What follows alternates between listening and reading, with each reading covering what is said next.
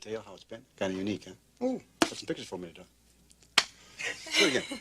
What if I told you Burt Reynolds, the guy who was literally the biggest box office star of the early 80s, publicly disowned his own movie so hard that he called it a career low point in multiple interviews?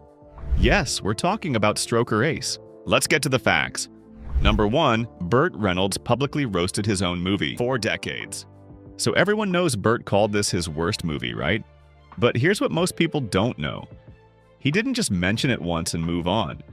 He brought it up in his 2015 autobiography, But Enough About Me, in multiple late-night talk show appearances, and even referenced it as a cautionary tale when giving advice to young actors. In one interview, Reynolds said that doing Stroker Ace felt like sleepwalking through a bad dream where you're wearing a chicken costume. The man was haunted by this movie. He admitted that around this time in his career, he was making films based solely on whether they'd be fun to shoot with his friends, rather than whether the script was any good. But Reynolds said the worst part wasn't even the bad reviews. It was that he knew while they were filming that it wasn't working, but he was contractually obligated to finish it. Number 2, tale as old as time. Everyone talks about how this reunited the dream team from Smokey and the Bandit, but let's be real.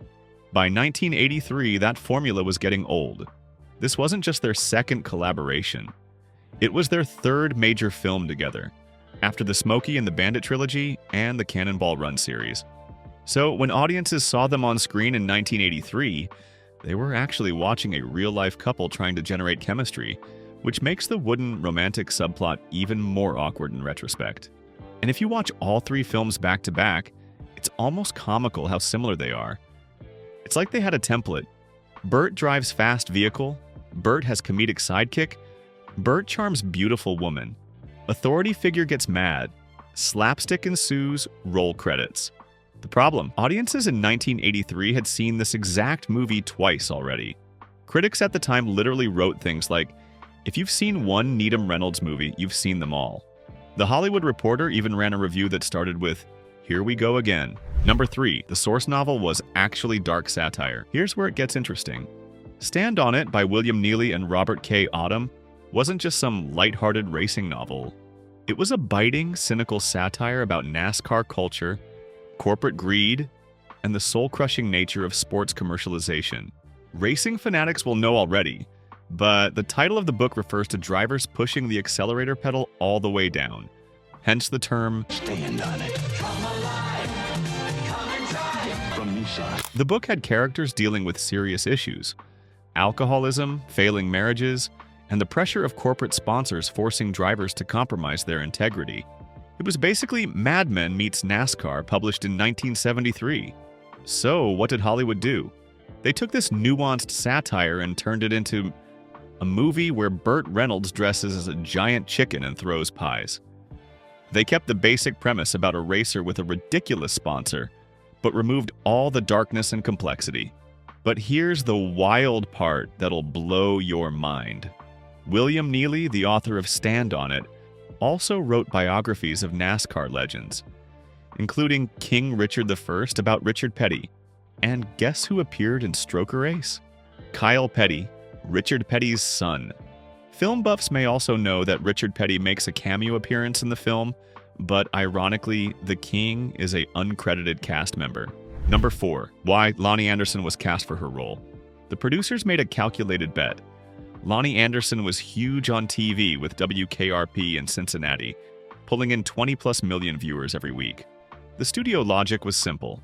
If people love her on TV, they'll pay to see her in theaters. This was a common strategy in the early 80s. Studios were desperate to find that magic formula after the success of movies like 9 to 5, which starred TV actress Dolly Parton and became a massive hit. But here's the problem.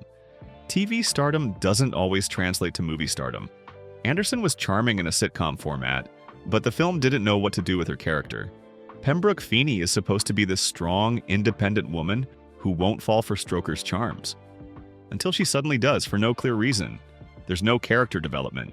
To add to the backstory, Reynolds and Anderson first met on The Merv Griffin Show in 1981, before Stroker Ace was shot.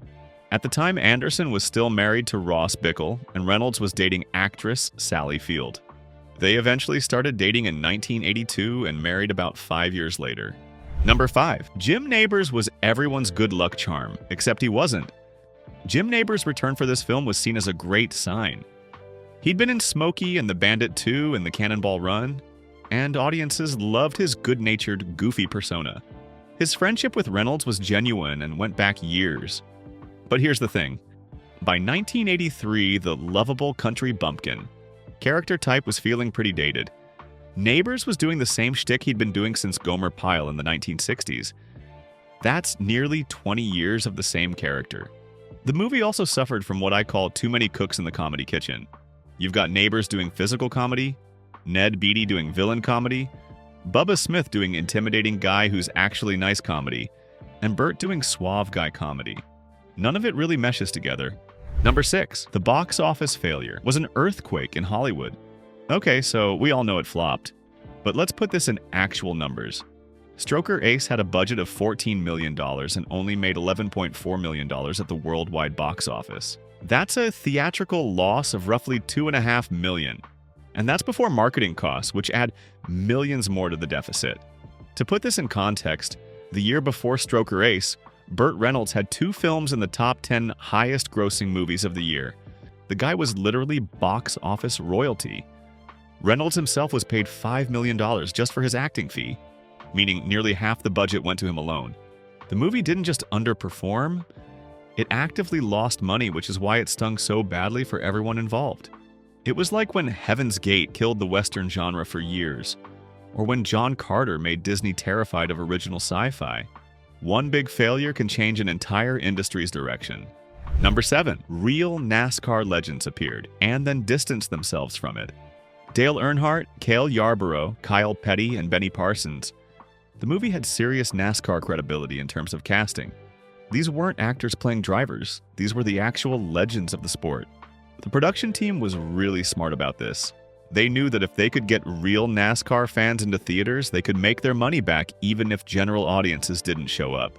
But here's the awkward part. After the movie bombed, several of these drivers rarely mentioned it in interviews. It became like that embarrassing thing you did in college that you don't bring up at parties. NASCAR wanted to be taken seriously as a sport, and this goofy comedy didn't exactly help that image. Interestingly, this might have actually hurt NASCAR's Hollywood reputation for years.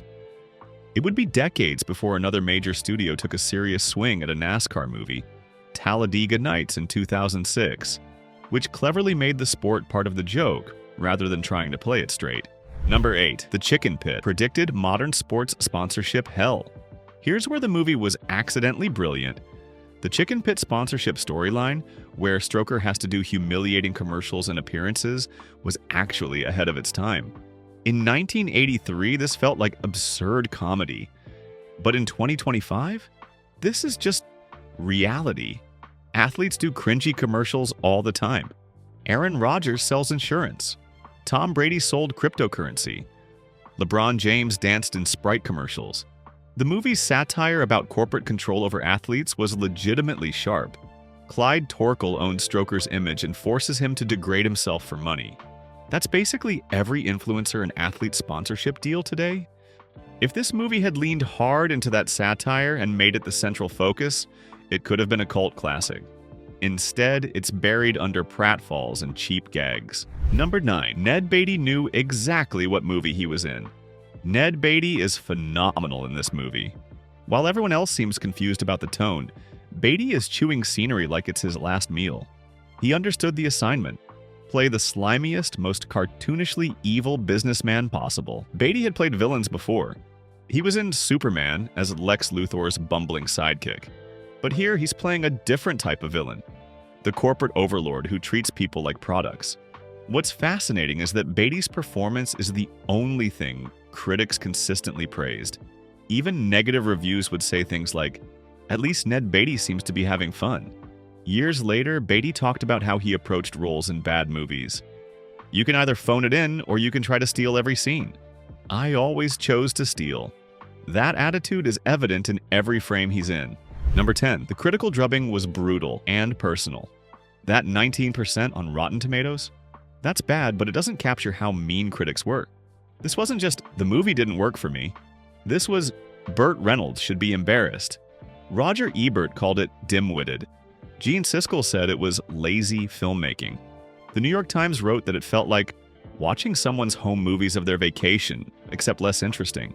But here's the harshest review. Variety wrote that the film proves that charm and charisma cannot overcome a complete lack of ambition. That's basically saying you're talented, but you're wasting it. What made this hurt even more was that critics had loved Reynolds in The Best Little Whorehouse in Texas, which came out just a year earlier. So it wasn't like they hated him. They were disappointed in his choices. Hey, if you're enjoying these behind-the-scenes facts, do me a favor and hit that like button. And if you haven't already, subscribe to the channel and ring that notification bell so you never miss another deep dive into classic movies. Trust me, we've got some amazing videos coming up. Now, back to the facts. Number 11. This failure accidentally saved Reynolds' career. After Stroker Ace bombed, something interesting happened. Reynolds stopped playing it safe. He started taking risks. He did City Heat with Clint Eastwood, a more serious detective film. He did Stick, which he also directed. Were these films huge hits? But they showed Reynolds trying different things. The real payoff came later. Boogie Nights, where Reynolds played a dramatic role that earned him an Oscar nomination. In interviews, Reynolds credited the Stroker Ace failure with forcing him to stop being lazy and start being an actor again. Number 12. The racing scenes were legitimately impressive, wasted on a bad script. Charlotte Motor Speedway, Atlanta Motor Speedway. These weren't just backdrop locations. The production spent serious money shooting real racing sequences with professional drivers and camera crews that specialized in motorsports. Hal Needham, with his stunt background, knew how to shoot action. The racing footage in this movie is genuinely exciting and well choreographed. If you watch just the racing scenes with no dialogue, you'd think you were watching a legitimately good sports film.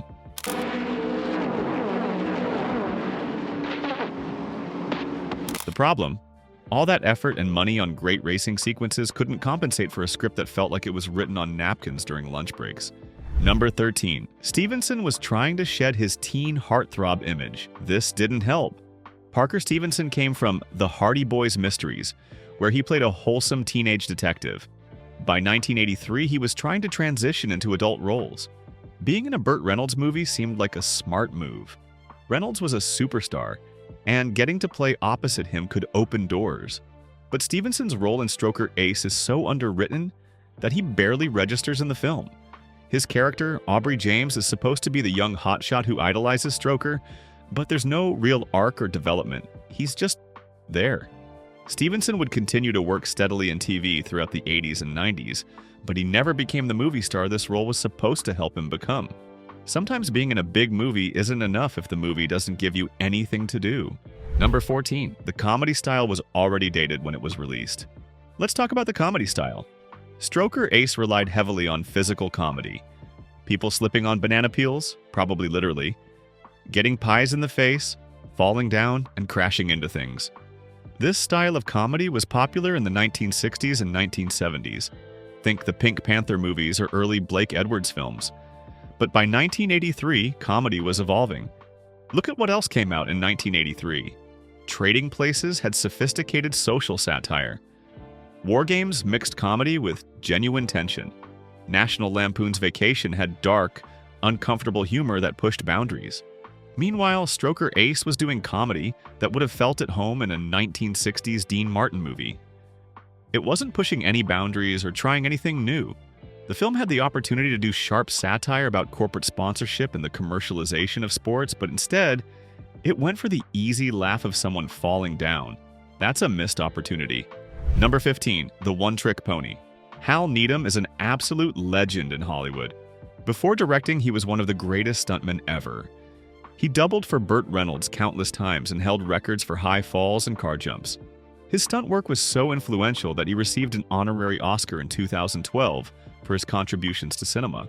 But here's the uncomfortable truth. Being great at stunts doesn't automatically make you great at directing actors or understanding story structure. Needham was brilliant at action sequences, but less skilled at character development and pacing. If you watch his filmography, Smokey and the Bandit, The Cannonball Run, Megaforce, there's a pattern. Great action, weak scripts, Fun car chases, paper-thin characters. Needham himself seemed to recognize this. After Stroker Ace, he directed a few more films, but eventually returned to stunt coordination and second unit directing, where his talents were better utilized. Number 16. Summer 1983 was the worst possible time to release this movie. Let's set the scene. July 1983. Stroker Ace opens in theaters. What else was playing? Return of the Jedi was still dominating the box office in its second month. War Games was the hot new thriller. Trading Places was a hit comedy. National Lampoon's Vacation was coming right behind it. Oh, and for the younger crowd, The Outsiders and Risky Business were pulling in teen audiences. This is like trying to sell lemonade at a street corner, where there are already 5 lemonade stands that taste better and cost less. Stroker Ace had no chance. The studio probably thought, summer movie season, perfect for a comedy. But they didn't account for the minor fact that literally every other studio had the same idea and executed it better. Even if Stroker Ace had been a decent movie, it would have struggled in that competitive landscape. But since it wasn't decent, well, it got destroyed. Number 17. The product placement was so heavy, it became the plot. Modern audiences are used to product placement in movies, but Stroker Ace took it to another level. The entire plot is about product placement and sponsorship. You've got cars, beer brands, food products, and racing gear, all prominently displayed throughout the film. NASCAR movies are always going to have this because the sport itself is covered in sponsor logos, but Stroker Ace felt particularly aggressive about it. Here's where it gets meta. The movie is satirizing corporate sponsorship while simultaneously engaging in corporate sponsorship.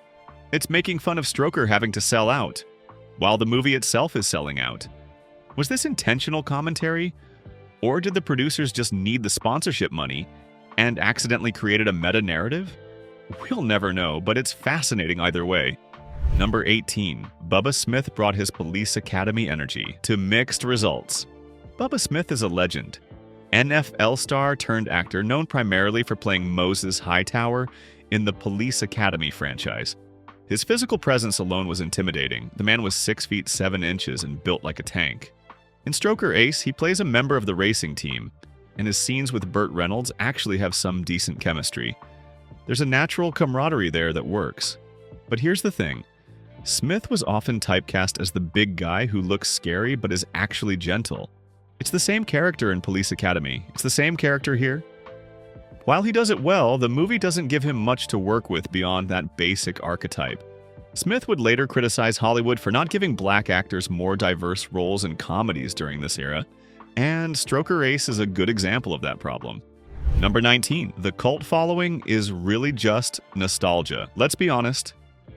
Stroker Ace has developed a cult following over the years. But let's be real. Most of that cult following is based on nostalgia, not quality. People who watched it as kids in the 80s remember it fondly because they were kids and didn't know any better. Adults who watch it now for the first time usually think, this is not good. There's a difference between a movie being so bad it's good, like The Room or Troll 2, and a movie just being mediocre and boring. Stroker Ace falls into the latter category. It's not entertainingly bad, it's just forgettable. That said, there is value in it as a time capsule. If you want to understand early 1980s NASCAR culture, Southern comedy, and what Hollywood thought audiences wanted at that time, Stroker Ace is actually a useful artifact. Just don't go in expecting a hidden masterpiece. Number 20. The end of an era. Stroker Ace was the final nail in the coffin for a very specific type of movie. The Southern fried, good old boy, car chase action comedy. This genre had been huge. We're talking about the Smokey and the Bandit trilogy, the Cannonball Run series, White Lightning, Gator, Hooper, and others. These movies defined a chunk of the 1970s and early 80s cinema. But audiences were changing. The country was changing. The rebellious anti-authority vibe of the 1970s was giving way to the corporate consumerist 1980s. Movies like Risky Business and Wall Street reflected this new era. After Stroker Ace flopped, Hollywood got the message. This formula was done. Studios stopped greenlighting similar projects. Actors stopped trying to be the next Burt Reynolds. 20 years later, he would come back to this exact film style for the Dukes of Hazzard remake. And guess what?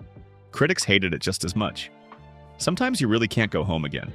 Burt Reynolds, who had been the face of this genre, had to reinvent himself. And honestly, that ended up being good for him in the long run. What do you think? Do you think it deserves its bad reputation, or is it an underrated gem?